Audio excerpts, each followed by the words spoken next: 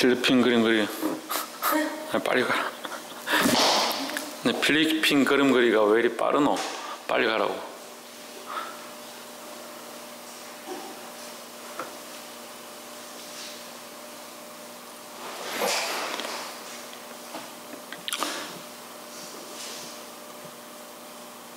하박국서 1장 다 찾았습니까? 구약 1302페이지.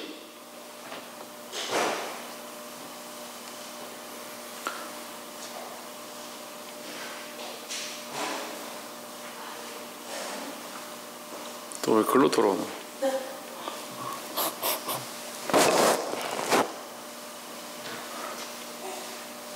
하박국서 1장 다 찾으신 줄 알고 한 절씩 교독을 읽겠습니다. 선지자 하박국의 묵시로 받은 경고라.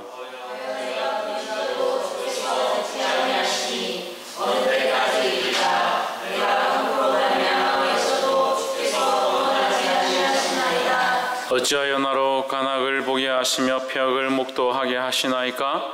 대저 급탈과 강포가 내 앞에 있고 변론과 분쟁이 일어났나이다.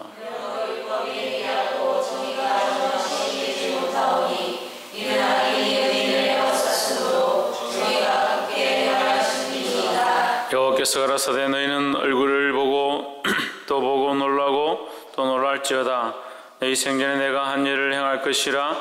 혹이 너희에게 고할지라도 너희가 믿지 아니하리라.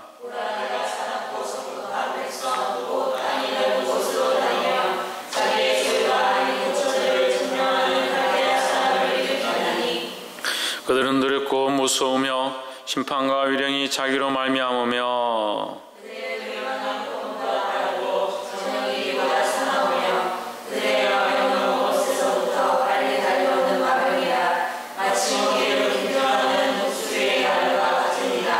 그들은 다 강포를 행하러 오는데 앞을 향하여 나아가며 사람을 사로잡아 모으기를 모래같이 많이 할 것이요.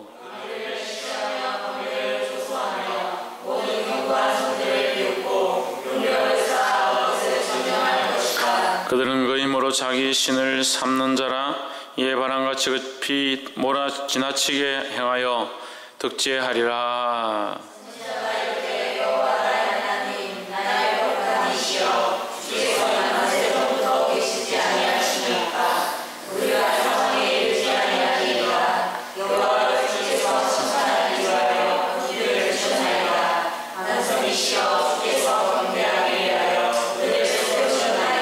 주께서는 이 정결하심으로 악을 참아보지 못하시며 폐역을 참아보지 못하시거늘 어찌하여 게으르한 자들을 방관하시며 악인이 자기보다 의로운 사람을 삼키되 잠잠하시나이까?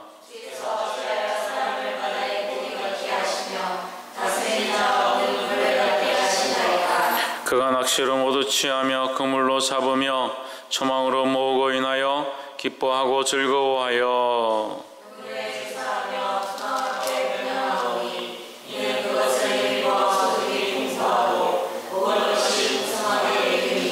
함께 읽읍시다.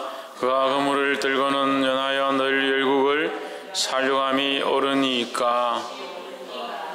아멘. 할렐루야. 우리 옆에 성경사에서 사랑합니다. 축복합니다.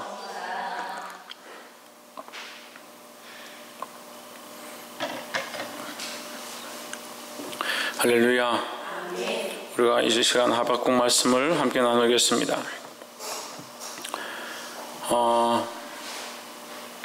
하박국서는 변정서다. 변정신학에 대한 것입니다. 변정신학은 뭐냐? 우리가 이렇게 믿음으로 살았습니다 라는 거죠. 그런데 변정은 이 세상에 대해서 변론하는 것이다. 그러니까 이 세상이, 그러니까 이걸 쉽게 얘기하면 그리스도인들이 이 세상에 대해서 믿음으로 살려고 하는데 이 세상이 우리를 용납하지 않고 핍박할 때 그 핍박받은 것을 가지고 하나님 앞에 내가 믿음으로 살았습니다. 주님 나는 믿음으로 주를 위해 살았습니다 라고 이렇게 말하는 것, 이것이 변정신학입니다. 그래서 변정한다. 우리 믿음을 변정한다. 그래서 히브리서 10장 말씀과 여기 하박국서 말씀이 신약과 구약에 같이 되어 있는 우리 그리스도인들의 고백인데 히브리 10장에 뭐라고 하느냐? 오직 의인은 믿음으로 말미암아 살리라. 믿음으로 말미암아 산다. 여기 하박국서에도 뭐라고 나오냐? 의인은 믿음으로 말미암아 산다라고. 그래서 의인의 변정은 뭐냐? 우리가 뭘 변정할 거고 뭘 변호해서 우리를 드러내서 증거할 거냐? 증거가 뭐냐? 하나님 앞에 가지고 있는 우리의 증거가 뭐냐? 우리가 이렇게 삽니다라는 증거가 뭐냐? 믿음밖에 없다는 거죠. 우리가 하나님 앞에 내놓을 수 있는 거, 이 세상에 내놓을 수 있는 거, 하나님을 향한 믿음이고 하나님 앞에 드러내는 건 뭐냐? 그리스도를 믿는 믿음이라는 거예요. 이 믿음을 자랑하고 드러내는 자들이 되기를 주 이름으로 축원합니다.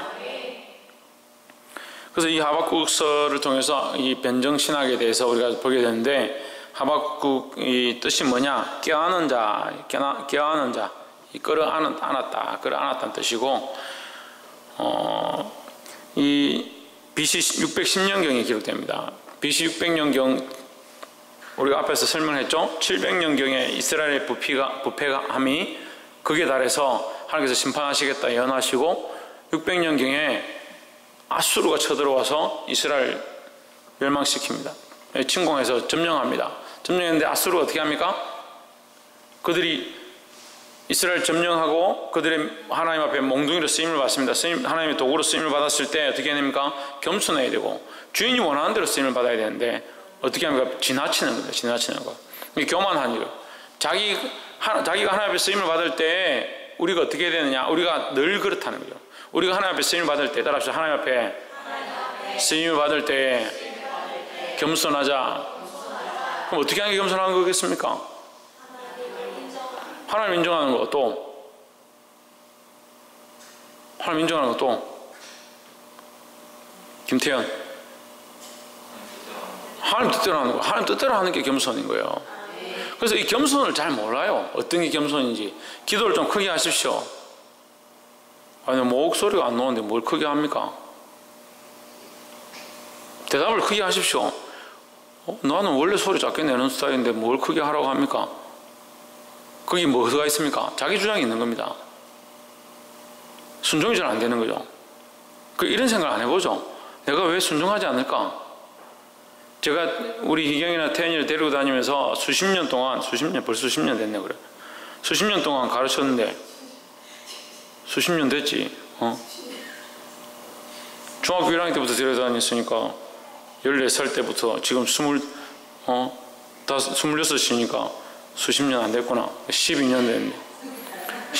10년 넘었으니까 어쨌든 10년 넘었는데, 십수년 동안 이렇게 되나? 십수년 동안 데리고 다녔는데, 뭘 가르치냐? 순종하고 겸손하게 따라오는 걸 순종을 가르쳤는데, 필리핀 갔다 오면서도 필리핀에 훈련 다 받고 선교 잘하고 들어오는 날도 저한테 혼이 났습니다. 왜 혼이 났느냐? 어떻게 그렇게 순종할 줄 모르냐? 듣고 이해하면 되는데 안 된다. 이게 안 되더라고요. 이게 선교사로 나아간다 할 때 내가 왜 반대하는지 압니까?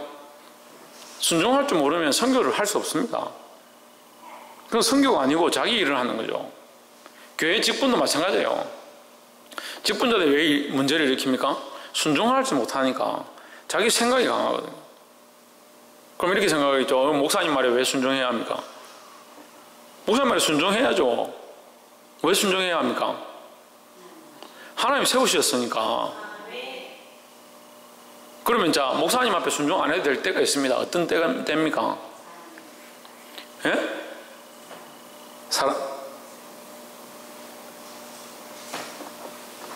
하나님이 목사님을 세우셨잖아요.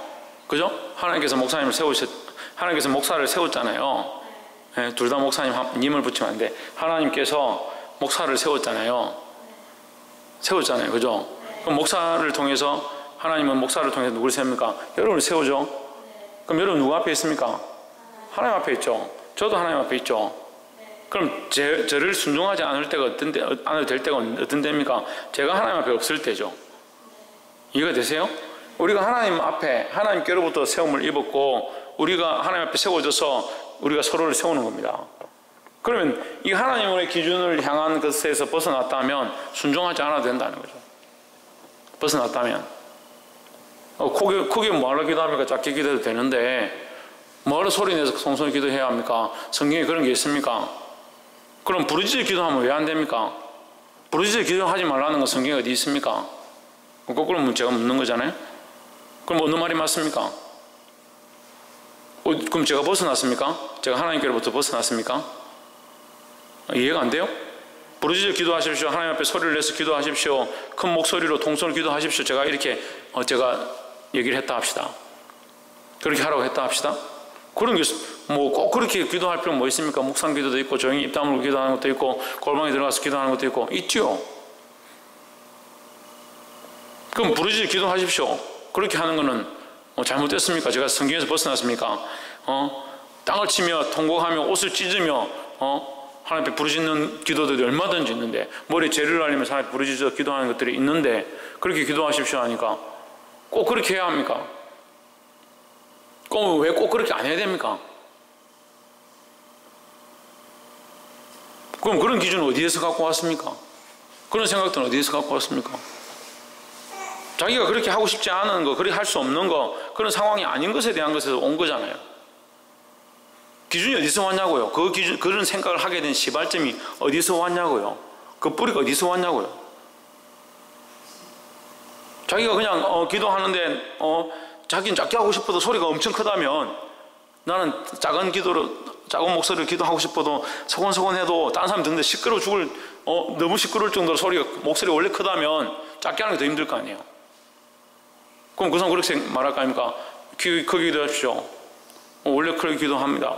옆에 사람 너는 왜 작게 하나? 더 크게 해라. 나는 자연스럽게 크게 되는데, 이렇게 말할 거 아니에요.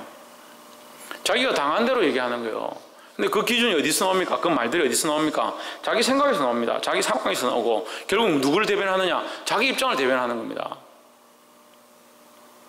어디서부터 왔습니까? 하나님께로부터 오지 않았습니다. 그 생각의 가치관들이 어디서 왔느냐? 자기 생각에서 온 거예요. 자기 생각에서. 이왕 얘기한 거 같이 우리 다 얘기합시다. 그냥 우리끼리니까. 하나님은 우리밖에 없으니까. 필리핀에 갔습니다. 가서 어떻게 해가지고 이제 진주시장 가서 선물을 삽니다. 선물 사러 시장에 가는 그 순간부터 제 마음은 어떻게 하면, 가자는 얘기가 나올 때부터, 처음부터 그런 생각을 했지만, 당연히 이것을 내가 어떻게 하면 우리 성도들한테 나눠줄까, 다른 사람에게 어떻게 하면 내가 섬길 수 있을까, 이런 생각으로도 시작되었습니다. 이런 생각이 제 안에 이미 있습니다. 그리고 차라리 집사람을 안 챙기고 우리 아이들 안 챙기죠. 우리 아이들한테 차라리 선물 안 줬습니다. 받았나 물어보세요. 안 줬지. 사모님 오늘 아침에 어떻게 선물 하나 안 주냐, 그런 얘기를 하더라고. 내가 선물이다. 내가 온 것이 선물이지 않냐. 내가 이렇게 건강하게 돌아온 게 선물이지 않냐. 내가 그렇게 얘기했는데. 갈 때부터 그런 생각들이 아예 우리 성도들을 어떻게 섬길까, 내게 있다면 어떻게 내가 그들에게 줄 수 있을까, 이런 생각으로 시작하는 거예요. 그러니까 마트를 가도 SM마트라고 그 필리핀에 크던데, 저는 SM마트가 굉장히 어려운 말인 줄 알았는데 슈퍼마켓의 줄임말이죠. SM마트. SM마트는 굉장히 멋있는 줄 알았는데 슈퍼마켓, 이게 SM이더라고요. 가가지고 이제 고르는데, 제가 뭐가 쟤한테 좋고 뭘 사면 좋고 우리 가족이 뭘 하면 좋을까, 이런 생각 없습니다. 어떻게 하면 많이 사서 성도들이 어떻게 하면 많이 줄 수 있을까, 돈은 많지 않은데 어떻게 하면 얼마나 있는 돈에서 최선을 다해서 우리 성도들이 나눠 먹을 수 있게 할까, 그런 생각으로 사다 보니까 애들이 좋아하는 멘토스, 어른들이 좋아하는 망고, 우리 샀습니다. 그리고 또 진주시장 가자 하니까 진주시장 같이 가는데, 갈 때도 또 성도들이 어떻게 하면 제가 줄 수 있을까, 그래서 진주 귀걸이 얼마 안 하지만 그 16개를 샀어요.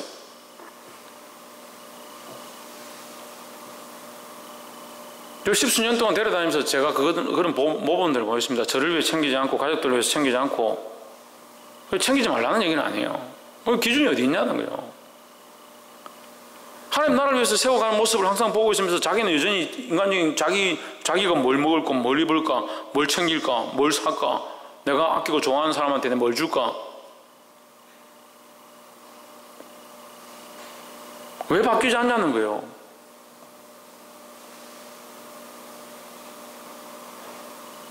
돈 50만 원 주고 100만 원 주고 필리핀을 갔다 오든 일본을 갔다 오든 갔다 오면 뭘 합니까? 뭘 바꿔야 될지 모르는데. 그런데 그 사람들이 여러분들이죠. 여러분들의 눈에는 뭐가 보이냐? 이 아이들이, 이 학생들이 바꾸지 아니함에 대해서는 보입니다.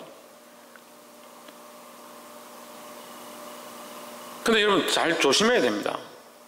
뭘 조심해야 되느냐? 내가 보기에 그들이 이것은 고쳐야 되는데 안 고친다라고 하는 그 기준이 뿌리가 어디 있냐고요. 뿌리가 어디 있냐고요.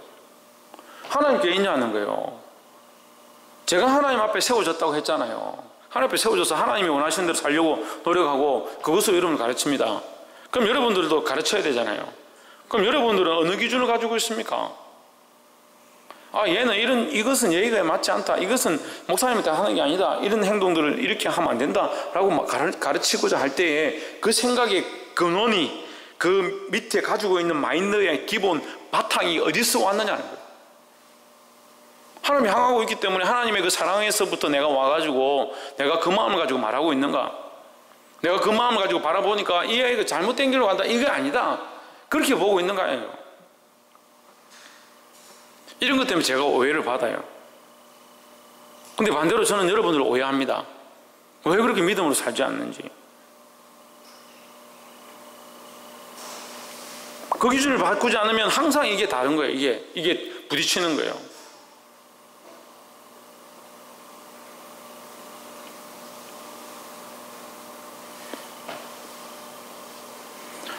바꾸시기를 주 이름으로 축원합니다.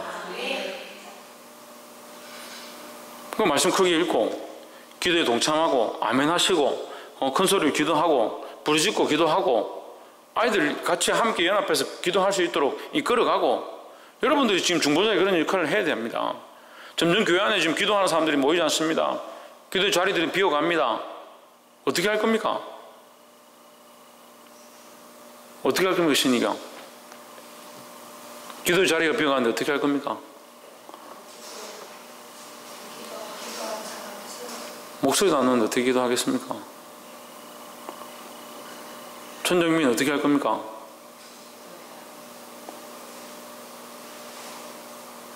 양사모님 어떻게 해야 됩니까?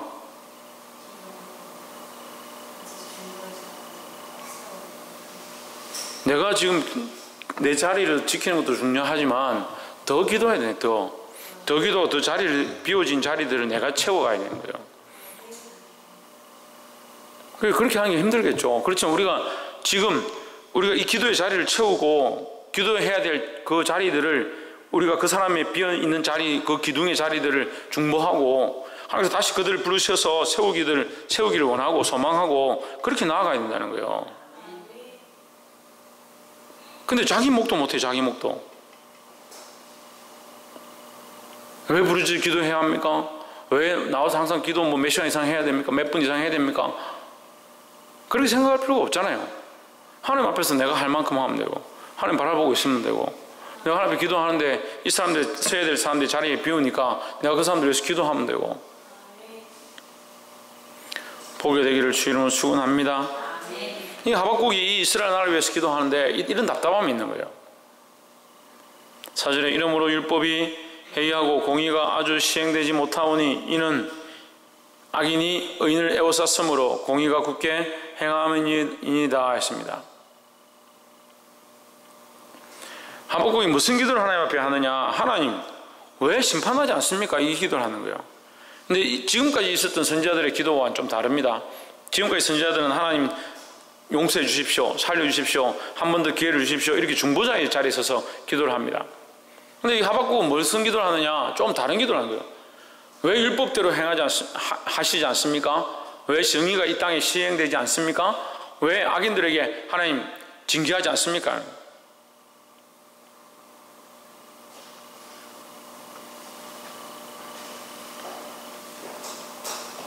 그러면 자 우리가 이 말씀을 볼 때 조금 이상하죠? 왜 앞에 지금까지 이사야, 예레미야, 에스겔, 다니엘, 호세아, 요나 전부 다 하나님 앞에 엎드려서 하나님 이 이스라엘 백성을 불쌍히 여겨주십시오.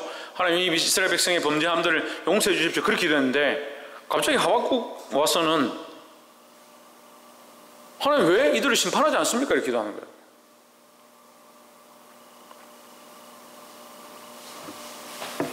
창조야, 에어컨 좀 켜라.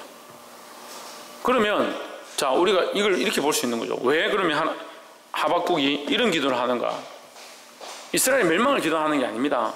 멸망을 기도하는 게 아니라 우리가 다시 봐야 될 건 뭐냐? 의에 대해서 얘기하는 겁니다. 의에 대해서. 공의죠, 공의. 정의와 공의를 얘기하는 겁니다. 그러면 우리의 기도의 방향이 나오는 거죠. 자, 중보기도 자리에 섰습니다. 우리가 중보기도자로 섰습니다. 이 땅을 위해서 기도합니다. 이 백성들의 망하지 않기 위해서 기도합니다. 그래서 하나님 이 백성들을 용서해 주시고 사해 주시고 내가 중보하니까 살려주십시오. 그렇게 끝나느냐는. 그래서 하나님 정의는 여전히 없고 공의는 여전히 없고 이 땅에 죄악은 가득하기 원합니다. 그렇게 기도하는 게 아니잖아요. 우리 기도의 목적이 뭡니까? 하나님 용서해 주시되 뭐는 세워야 됩니까? 이 정의와 공의는 세워야 되는 거예요. 그래서 우리의 기도의 방향이 이 방향이 틀어지면 안 된다는 거예요. 우리가 싸우다 보면 뭘 잊어버리냐면 향방을 잊어버리는, 방향을 잊어버리는 거예요. 믿음으로 나아가서 싸워서 승리해야 하는데 누구의 군사로? 예수 그리스도의 좋은 군사로 싸워야 되는데 이 방향을 잃어버리는 겁니다. 어디와 싸우는지 뭘 하면서 싸우는지 그걸 잃어버리는 거죠.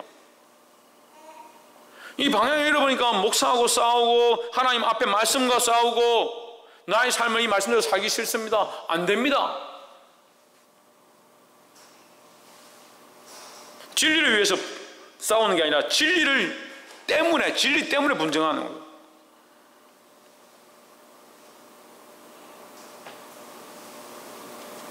변론과 분쟁이 일어났나이다.